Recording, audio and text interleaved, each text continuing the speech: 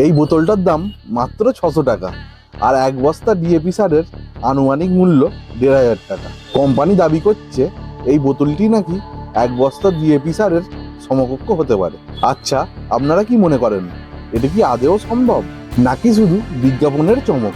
আজকের এই ভিডিওতে আমরা ন্যানো ডিএপির ভিতরের বিজ্ঞান, এর আসল দাম এবং ব্যবহারের কৌশল নিয়ে আলোচনা করব। ভিডিওর শেষে আমি বলবো এক বস্তা ডিএপি না এক বোতল ন্যানো ডিএপি, কোনটা ব্যবহার করলে আপনার পরিশ্রমের টাকা সাশ্রয় হবে। তাই ভিডিওটি শেষ পর্যন্ত দেখার অনুরোধ রইল।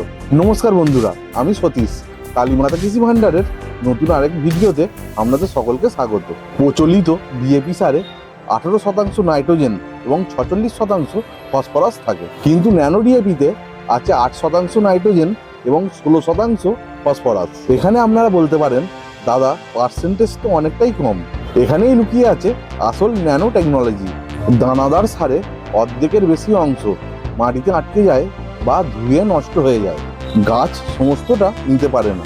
কিন্তু ন্যানো ডিএপির কণাগুলি 100 ন্যানোমিটারের থেকেও ছোট। এটি সরাসরি গাছের পাতার ছিদ্র বা স্টোমাটা দিয়ে ভিতরে প্রবেশ করে, ফলে সারের 100% ব্যবহার হয়, কোনো রকম অপচয় হয় না। বন্ধুরা, এবারে আসি এর খরচে। যেখানে এক বস্তা ডিএপি কিনতে আমাদের 1500 টাকা আনুমানিক খরচ হয়, সেখানে এক বোতল ন্যানো ডিএপি পাওয়া যায় মাত্র 600 টাকায়, অর্থাৎ সরাসরি অর্ধেকের বেশি সাশ্রয়। গবেষণায় দেখা গেছে এটি ব্যবহারের ফলে ফসলের গুণমান এবং ফলন 5 থেকে 10% পর্যন্ত বৃদ্ধি পায়। বন্ধুরা, এখানে একটা বড় প্রশ্ন হলো মাটির স্বাস্থ্যের। যেখানে দানাদার ডিএপি মাটিতে ব্যবহারের ফলে মাটি শক্ত হয়ে যায় এবং অম্লতা বাড়ে, সেখানে ন্যানো ডিএপি স্প্রে করা হয় গাছের পাতায়, তাই মাটির উর্বরতা নষ্ট হওয়ার কোনো ভয়ই থাকে না।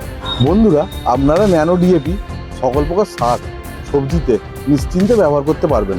বীজ বপনের পর অথবা চারা লাগানোর পর গাছের বয়স যখন 20 থেকে 30 দিন হবে, তখন ন্যানো ডিএপিকে আপনারা প্রতি লিটার জলে 2 থেকে 4 ml ভালোভাবে মিশিয়ে স্প্রে করবেন। দ্বিতীয় স্প্রে করবেন ফুল আসার 10 থেকে 15 দিন আগে। এছাড়াও আপনারা বীজ শোধনের জন্য ন্যানো ডিএপিকে ব্যবহার করতে পারবেন। 1 কেজি বীজের জন্য 3 থেকে 5 ml ন্যানো ডিএপি নেবেন। হালকা জলে ন্যানো ডিএপিকে মিশিয়ে সেই মিশ্রণে বীজকে ভালো করে মাখিয়ে ছাওয়ায় শুকিয়ে নেবেন, তারপর মাটিতে বপন করবেন। এটি শিকড়ের দ্রুত বৃদ্ধিতে সাহায্য করে। আলু বা পেঁয়াজের মতো চারা বা কন্দ শোধনের জন্য 3 থেকে 5 ml ন্যানো ডিএপি প্রতি লিটার জলে মিশিয়ে সেই মিশ্রণে 10 থেকে 15 মিনিট ওই কন্দগুলিকে ডুবিয়ে রাখবেন। একজন অভিজ্ঞ চাষি হিসাবে 3টে জিনিস মাথায় রাখবেন। ব্যবহারের আগে এই বোতলটিকে ভালোভাবে ঝাঁকিয়ে নেবেন, কারণ ন্যানো কণাগুলি নিচে জমে থাকতে পারে। শিশির ভেজা বা কড়া রোদে কখনোই স্প্রে করবেন না।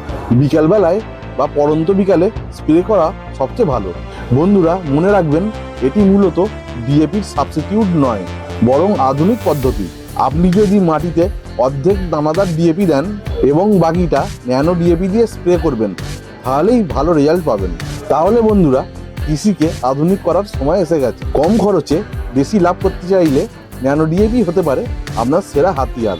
ন্যানো ডিএপি নিয়ে আপনাদের মনে কোনো প্রশ্ন থাকলে অবশ্যই নিচে কমেন্টে জানাবেন।